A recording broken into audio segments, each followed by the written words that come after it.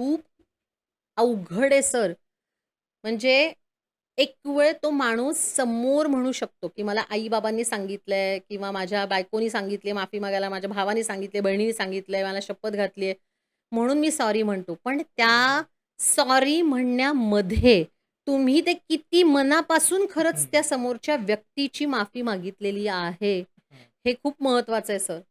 फक्त तोंडावरती सॉरी हा एक शब्द किंवा मला माफ करा हे म्हणणं जेवढं सोपं आहे, तेवढंच अवघड ते मनापासून मागणं आहे. आणि जेव्हा तुम्ही मनातून खऱ्या अर्थाने माफी मागता, क्षमा मागता कोणाची तरी, तरच तुम्हाला त्याचे तसे परिणाम दिसायला लागतात. नाहीतर तुम्हाला तसे त्याचे परिणाम दिसणार नाहीत. कारण तुम्ही फक्त तोंडावरती आत्ता तो विषय थांबवण्यापुरतं म्हणा किंवा तो विषय तुमच्या दृष्टीने मिटवण्यासाठी किंवा समाजाच्या दृष्टीने एखादा चाललेलं भांडण मिटवण्यासाठी तुम्ही क्षमा मागताय. पण तुमच्या मनात कुठेतरी अजूनही तो राग आहेच आहे ना किंवा त्या व्यक्तीबद्दलचा असणारा मत्सर असू शकतो, ईर्ष्या असू शकते. अनेक अतून त्याला सुद्धा पैलू आहेत पुन्हा.